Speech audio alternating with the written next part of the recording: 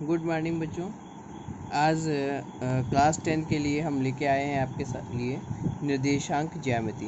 Okay, class 10th में आपने इसका इंट्रोडक्शन पढ़ा था और मैंने आपको बताया भी था एक्सेस पे हम लोग कैसे किसी पॉइंट को डिनोट करते हैं और एक्स अक्ष और वाई अक्ष के बारे में बताया था और उसी का आज यहाँ पे हम लोग आगे बात करेंगे। तो सबसे पहले हम लोग जानते हैं निर्देशांक ज्यामिति की परिभाषा क्या होती है। ज्यामिति की उस शाखा को निर्देशांक ज्यामिति कहते हैं जिसमें समतल में बिंदुओं को वास्तविक संख्याओं के क्रमिक युग्मों, रेखाओं तथा वक्रों को बीजीय समीकरणों की सहायता से व्यक्त किया जाता है। ओके, उस संख्या को उस बिंदु का निर्देशांक कहते हैं। जो भी हमारा संख्या मिलेगा, जो बिंदु होगा, उसको हम लोग क्या बोलते हैं?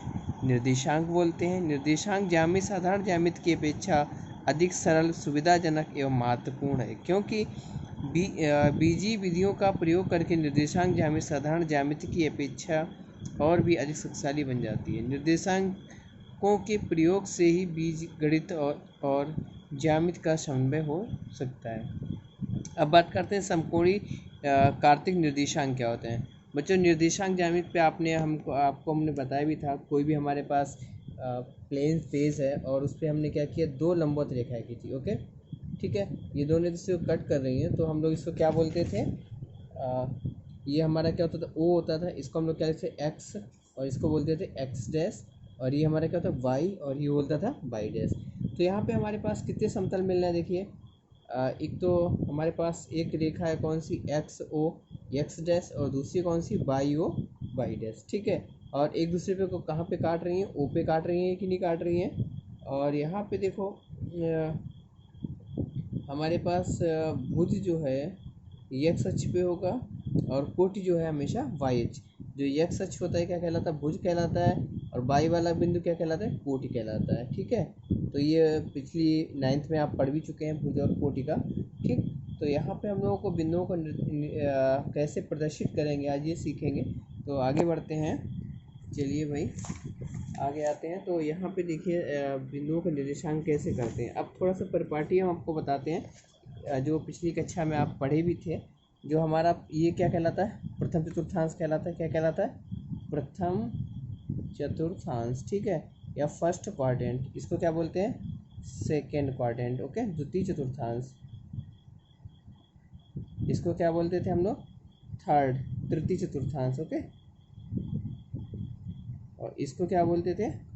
फोर्थ चतुर्थांश। ठीक है, अब देखिए भाई, इसके जो हमारा जहाँ पे रेखा है कट कर रही है, इसके लेफ्ट साइड के बिंदु कैसे होते थे? एक्स अक्ष के माइनस, और इसके राइट की ओर कैसे होते? प्लस के। ऐसे ही बाई के ऊपर की ओर मूल बिंदु जो वो क्या होता है? हमारा मूल बिंदु होता है। क्या बोलते हैं इसको?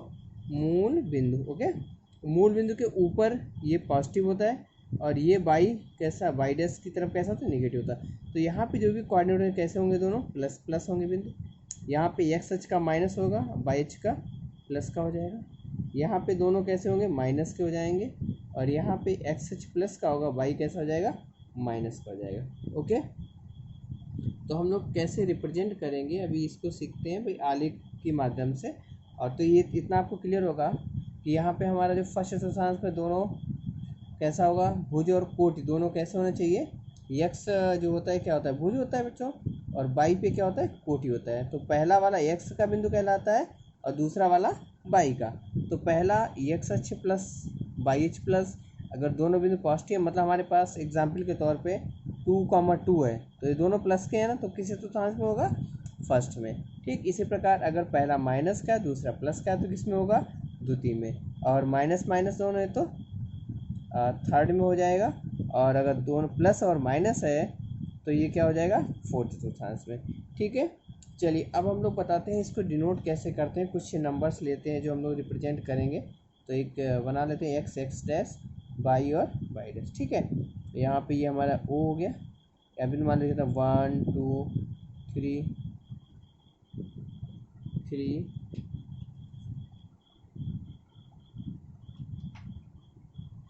है ना।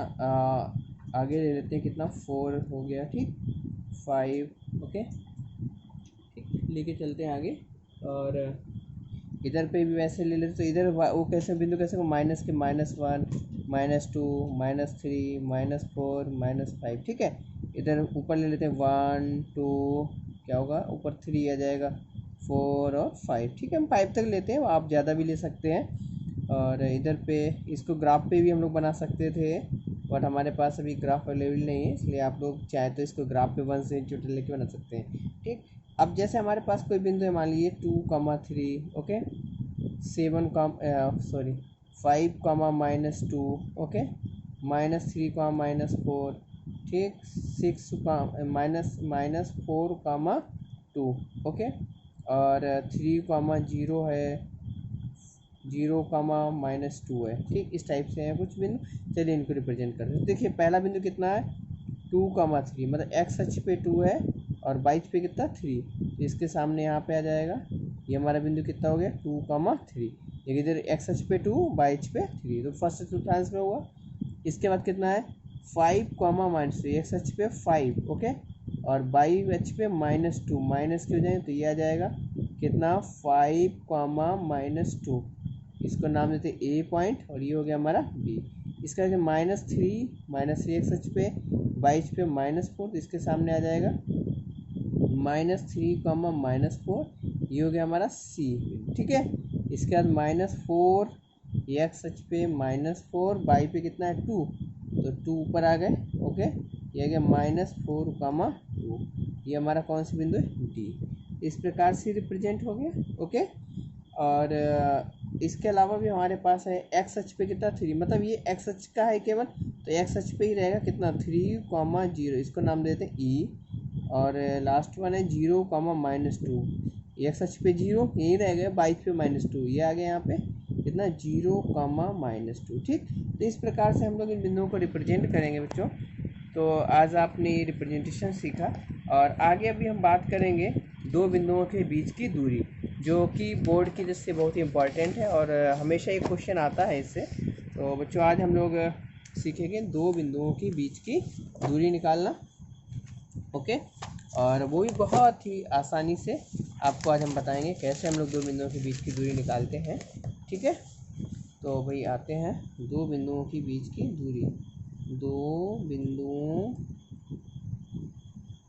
की बीच की दूरी, ओके, दूरी की बात करते हैं। ठीक है, अब भाई देखो कोई भी बिंदु हमारे पास है दो, सपोज दैट मान लेते हैं, माना x1 और y1 ए बिंदु है, और बी हमारे पास x2 और y2 है, इनके बीच की दूरी निकालना है। ठीक है,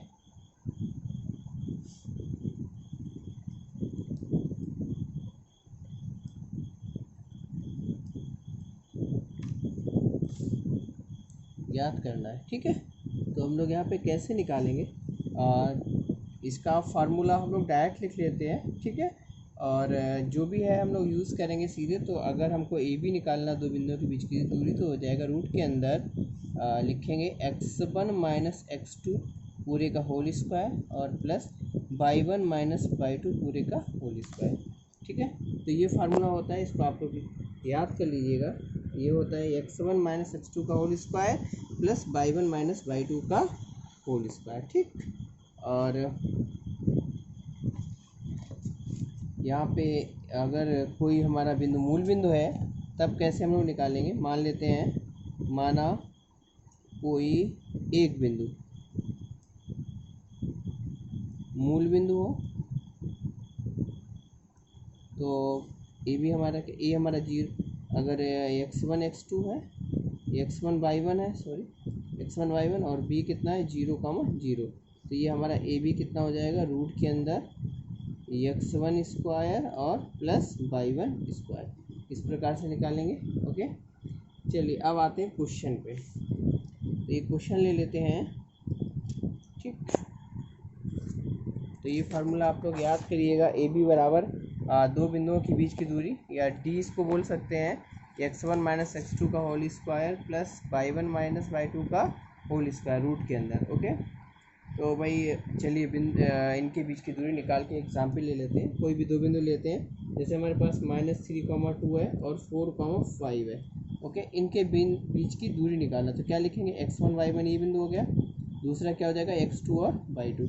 तो डी बराबर मैंने बताया था, अगर ये ए है और ये बी है, तो क्या लिखेंगे डी बराबर ए बी बराबर रूट के अंदर क्या लिखेंगे भाई x1 माइनस x2 पूरे का whole square plus y1 minus y2 पूरे का होल स्क्वायर। ओके, तो रूट के अंदर जाएगा -3 -4 पूरे का होल स्क्वायर प्लस ओके 2 -5 पूरे का होल स्क्वायर। तो यहाँ से ये बन जाएगा कितना -7 का होल स्क्वायर प्लस -3 का होल स्क्वायर। रूट के अंदर ये कितना 49 प्लस 9 ओके, तो रूट के अंदर कितना 58 आ गया। ये हमारा आंसर हो जाएगा। ठीक, इस प्रकार से निकालना है। ठीक है, एक बार और रिपीट करते हैं। ए बिंदु और बी बिंदु दिए गए थे, इनके बीच की दूरी निकालना था। तो एक को x1/x2 माना, दूसरे को x1/1 माना और x2/2। तो ए बी बराबर सूत्र क्या होता है x1 माइनस x2 का whole square plus y1 minus y2 का होल स्क्वायर, और फार्मूला में रख दिया, वैल्यू निकाल ली। ठीक, अब आगे बढ़ते हैं। एक क्वेश्चन और लेते हैं भाई। इनके बीच की दूरी निकालना हो तो कैसे निकालेंगे। कोई भी बिंदु ले लेते हैं 0,0 और 3,4। ओके, तो अभी हमने बताया था ये ए है और ये बी है। तो ए बी हमारा क्या आ जाएगा x1 माइनस x2 पूरे का whole square plus y1 minus y2 पूरे का होल स्क्वायर। तो क्या लिखेंगे 0 - 3 भाई, इसको लिखेंगे हम लोग x1 y1 और x2 और y2। ओके, 0 - 3 का होल स्क्वायर प्लस 0 - 4 पूरे का होल स्क्वायर। तो कितना आ जाएगा, ये तो 3 का वर्ग 9 और यहाँ पे 16, रूट के अंदर 25, मतलब कुल मिला कितना आ गया 5 आ गया। ओके, तो इस प्रकार से हमको करना है। और भी एक आध एग्जाम्पल ले लेते हैं। जैसे हमको सपोज दैट हमको निकालना है कोई बिंदु किस चतुर्थांश में स्थित है, तो इस टाइप की प्रॉब्लम मिल जाए। जैसे -5,7 किस चतुर्थांश में होगा बच्चों, बताइए आप। ठीक है, 3, -9 किस चतुर्थांश में होगा, बताइए बताइए भाई। पहला ये किस में होगा, सेकंड में होगा कि नहीं होगा। ये किस में होगा, फोर्थ में चतुर्थांश में होगा। ठीक है, तो इस प्रकार की भी क्वेश्चन मिलते हैं। और जैसे हमारे पास कुछ बिंदु हैं 2,2 किस में है, ये आपको करना है। 2,5 किस चतुर्थांश में होगा, -3,5 किस चतुर्थांश में होगा, 4,0 कहाँ होगा बताइए। 4,0 किस चतुर्थांश में होगा। ठीक है, कहाँ पे होगा, एक्स अक्ष पे होगा ना, एक्स अक्ष के धनात्मक, और -4,0 था तो बाई एक्स अक्ष के ऋणात्मक। ठीक है, 0,6 -2, -5। ठीक, ये आपको लिख करके लिखना है -3,-7 4,0 0,8। ओके, ये सब आपको लिखना है अपनी कॉपी में, किस चतुर्थांश में स्थित है। ओके, इसी प्रकार के क्वेश्चन जो आपको दो बिंदुओं के बीच की दूरी है उनको करिएगा। और नेक्स्ट वीडियो में मैं आपको इसी से रिलेटेड कुछ प्रॉब्लम्स बताऊंगा, जिनमें हम लोग देखेंगे कि वो जो भी बिंदु दिए गए त्रिभुज का शीर्ष है कि नहीं है। ठीक है, तो आज के लिए इतने ही रखते हैं बच्चों। हमारे यूट्यूब चैनल को जरूर सब्सक्राइब करिएगा। Okay, magic concept of maths के नाम से बाई कमल सर, जरूर सब्सक्राइब करिएगा, लाइक करिएगा, जिससे आपको मैथ्स के वीडियोस मिलते रहें। थैंक यू बच्चों।